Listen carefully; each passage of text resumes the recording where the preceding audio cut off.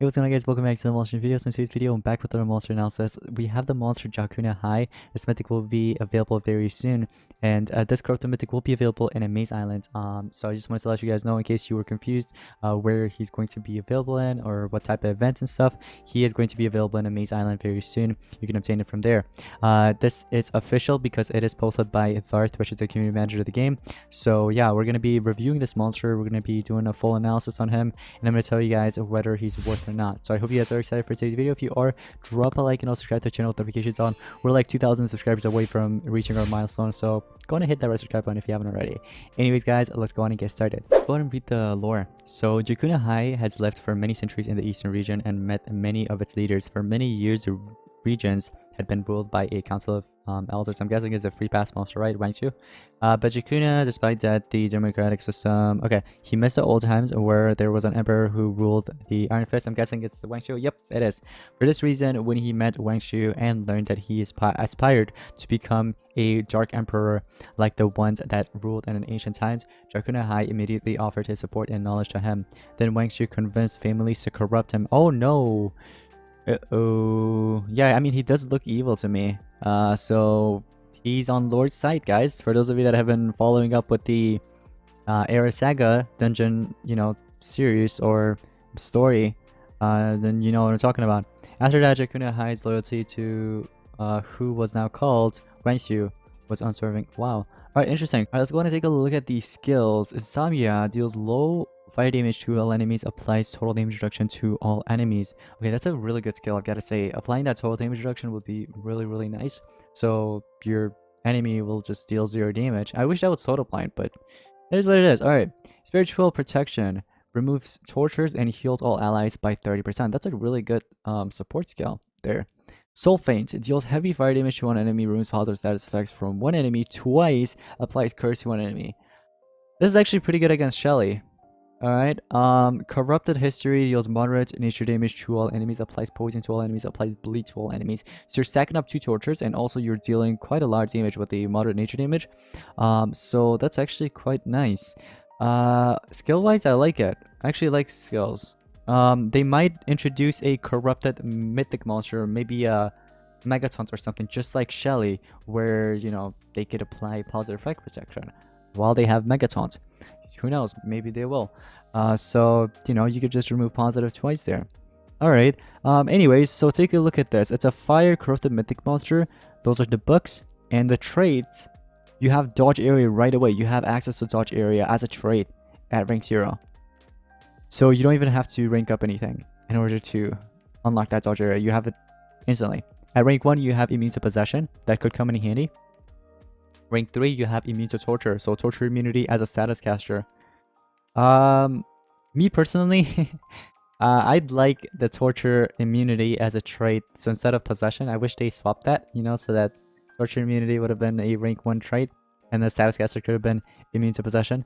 But that's fine too. So let's go on and take a look at the stats. By the way, this is level 150 stats, so it'll be the same anyways. I'm just gonna tell you guys what's good, what's bad. So 11,072 speed at rank 5. That's actually pretty good. I mean, even at level 100, as you guys can see, you get about 6,402 speed, which is actually quite good. It's amazing. For power, you don't have to worry about power since it's not an attacker. But for life, right, at level 100, you get about 86,861. Unfortunately, that is a bit low, I've got to say. So yeah, 243,576 at level 150. So maybe you can, given a speed rune mutated with life, if that makes sense. So, or if you want to, go ahead and give any team speeds, that works fine. Depends how you run it. If you're coming up with a different strategy, you can go with like team speeds, but 3 speeds should be fine for this monster. So maybe you can take in the first turn and use Soul Feint, basically removing positive status effects, right, from the enemy twice. So basically the Megataunt, you can get rid of it, and then next turn your attacker can start attacking, or your, I guess, denier.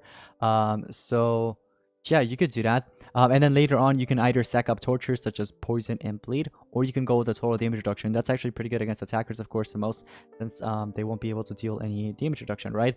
Unless the enemy has some type of monster that can cleanse, right? Such as Bombita, if people still use Bombita. Mass Rat as well, with the Fast and Swift, I think that's what it's called, that one skill. that basically cleanses everything and gets an extra turn. So yeah, so you just gotta watch out from those. But other than that, I've gotta say, pretty good monster. Let's go ahead and take a look at the relics. You have a mask and staff. Ooh, I kind of like the relic slots, not gonna lie. So for mask, you can go on and give in Jazzy's mask. If you have Jazzy's mask, you can go on and give that with Pump Seed staff. If you have Eoltron's mask, that also helps out a bit because you're not just removing stamina from the attackers after you're being damaged, but also you're gaining some armor, right? Some protection there because, I mean, this monster is lacking on life. So if you want to go with any of those, go ahead and do so. But for staff, once again, Pump Seed staff works out. Masher staff as well. So if you have Masher staff, go ahead and give it.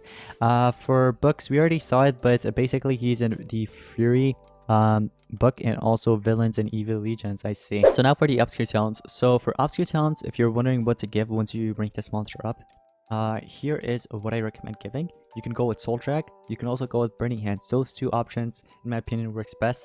But besides that, a nice recommended ally would be Boronaut, or if anybody still uses Urder, you could go with Urder. Because of that taunt mechanic, and this monster has dodge area.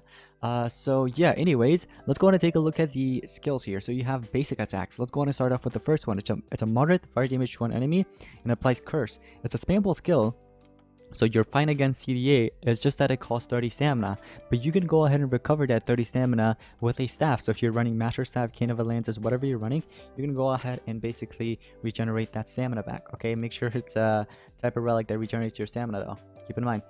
Dark Times, it's a major damage reduction to an enemy. It's also spammable as long as you have the 30 stamina, so it's fine against CDA. You also have Spirit's Protection, which just applies torture immunity to itself and heals itself by 50%. Now, the other one we've seen up here, which was Soul Feint, right? No, it wasn't Soul Feint. Spiritual Protection. That one right there, it heals all allies and also removes tortures from all allies, right? But this one, it's a self-support, but it heals up by 20% more, okay? But it's just for yourself. It's no one else besides you. But anyways, that's a one-turn cooldown skill with 36 stamina cost. You also have Spiritual Veil. It's a moderate fire damage to one enemy, removes father status effects from one enemy, applies shock to one enemy. That's kind of good against any extra turn monsters or just attackers in general who are holding UA, unrelenting assaults, so you can prevent them from, you know, continuously attacking. So that shock will prevent them from attacking. So if you could go ahead and, you know, use that skill, if you want to run it, go ahead and do so. You can run it maybe over I guess Soul Feint. That's really up to you, honestly. I'll leave that for you. Alright, so you can go with whichever one, but me personally, I'd probably still go with the Soul Feint, but it really just depends on the scenario. Okay, it really depends on the scenario. And also it's pretty good against Charmless. You know, Charmless is an extra turn attacker as well, so yeah. But besides that, we have the AoE total damage reduction to all enemies, which we saw up here, the Insomnia, right? So that's one of them, and then the rest of them we've already seen, of course, right? But now the ultimate. You have Wicked. Okay, so the Wicked skill, it's an ultimate, by the way. It's a heavy fire damage to all enemies, removes father status effects from all enemies, applies total damage reduction to all enemies. That's a pretty good ultimate, I've got to say. That's actually pretty good. Alright, so besides that, overall, I actually like this monster, I've got to say. I do recommend ranking it up once you get it, and yes, it will be meta. So if you do end up getting it, you can go ahead and rank it up. Hopefully, the maze will be easy, so we don't have to grind our butt off in order to get this monster. Just level 101, you know what I mean? So I just hope they make it easy, or just like the old days. But yeah, we'll just have to wait and see. Nice health, to be honest, for an attacker. I don't know if this person is being sarcastic or not, but his life is actually quite low compared to the other corrupted monsters. But besides that, overall, I like it. I like it. I was planning on doing an analysis on the Bulwark Megataunt monster that's coming out very soon in the quest breeding, but the thing is, they haven't actually posted anything about that monster yet. So once that's posted, I'll go ahead and do an analysis. Unless the monster comes out first and then the analysis after, then I'll just go ahead and review the monster in general in game, you know what I mean? That'll also be sort of like an analysis. So anyways, guys, once again, worth picking up. For the runes, once again, 3-speed works best. If you want to, you know, use it differently with different skills, you can go with maybe 2-speed and 1 team speed. That also works out.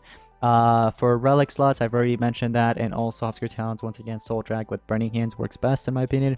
But that's going to be pretty much it for today's video. Let me know in the comments down below what you guys think about this launcher, and yeah, drop a like on this video if you guys enjoyed, and if you found it helpful. Also subscribe. Once again, we're getting closer and closer to 100,000 subscribers, so be appreciated if you guys could subscribe.